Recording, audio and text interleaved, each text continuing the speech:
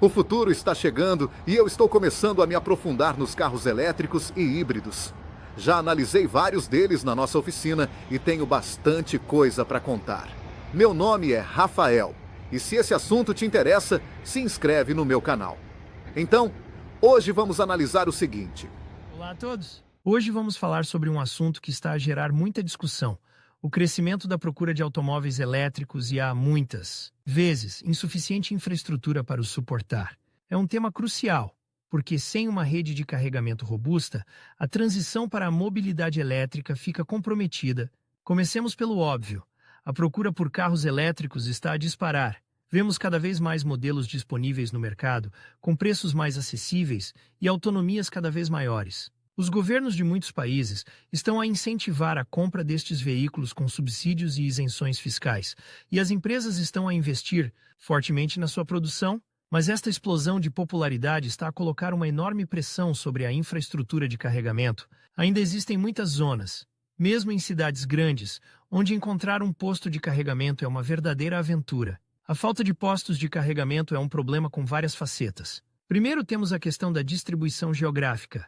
Muitas vezes, os postos concentram-se em zonas urbanas, deixando as áreas rurais e as localidades mais pequenas completamente desprovidas. Imagine a dificuldade para alguém que vive numa pequena aldeia, a 15 quilômetros da cidade mais próxima, carregar o seu carro elétrico. A autonomia da bateria pode não ser suficiente para fazer a viagem de ida e volta, criando uma dependência total do carro à combustão. Outro problema é a variedade de tipos de carregamento. Existem carregadores lentos, semi-rápidos e rápidos, cada um com a sua potência e tempo de carregamento. Esta falta de padronização e a escassez de carregadores rápidos, em particular, tornam o processo de carregamento mais lento e menos conveniente do que muitos gostariam.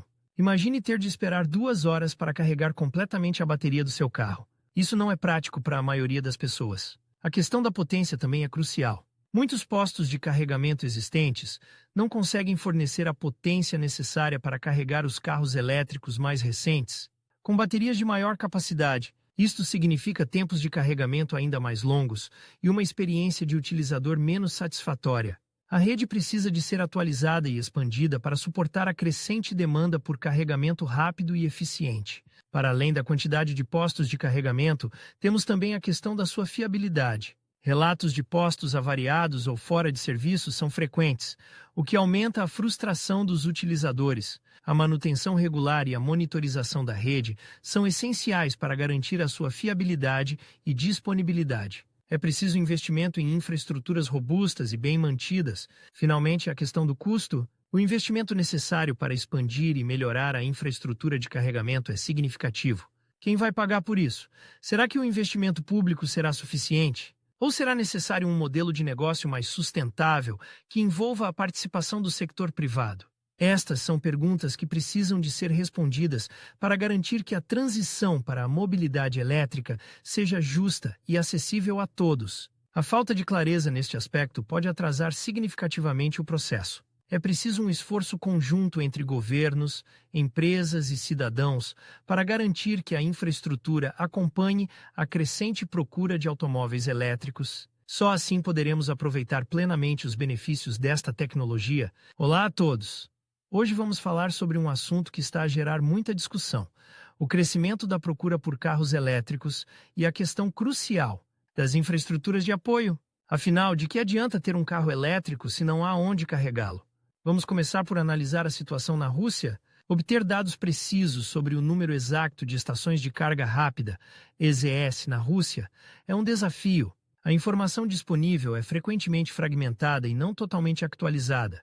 Existem diferentes bases de dados, algumas mantidas por empresas privadas, outras por entidades governamentais, e a harmonização destes dados é um processo complexo.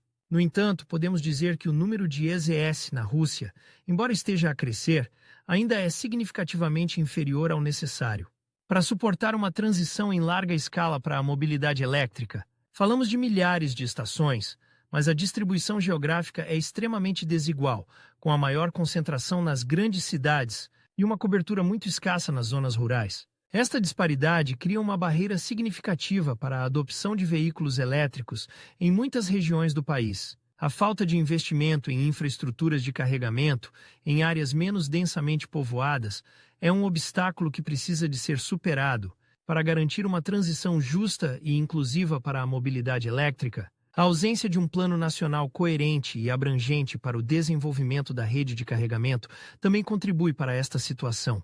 Agora vamos falar sobre os produtores. A indústria automóvel russa, assim como a global, está a investir fortemente no desenvolvimento de veículos elétricos. No entanto, a produção nacional de carros elétricos ainda é limitada e a maioria dos modelos disponíveis no mercado russo são importados. Este facto depende, em grande parte, da disponibilidade de infraestruturas de carregamento adequadas. Os produtores estão a acompanhar a procura, mas a expansão da produção está intrinsecamente ligada ao desenvolvimento da rede de carregamento. Sem a garantia de uma rede robusta e abrangente, os produtores hesitam em investir em larga escala na produção de veículos elétricos para o mercado russo.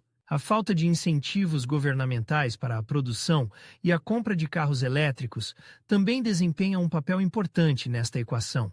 É necessário um esforço conjunto entre o governo, os produtores e os investidores privados para acelerar o desenvolvimento deste sector.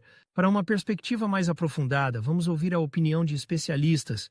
Especialistas do sector apontam para a necessidade de uma estratégia nacional integrada para o desenvolvimento da mobilidade elétrica na Rússia. Esta estratégia deve incluir metas claras e ambiciosas para a expansão da rede de carregamento, incentivos financeiros para os consumidores e os produtores, e regulamentação clara para garantir a interoperabilidade dos diferentes sistemas de carregamento. A falta de padronização é outro obstáculo significativo, com diferentes tipos de conectores e protocolos de comunicação a dificultar a utilização de estações de carregamento por diferentes modelos de veículos elétricos. Os especialistas também destacam a importância da integração das infraestruturas de carregamento com outras redes de energia para garantir a sustentabilidade ambiental e a eficiência energética do sistema.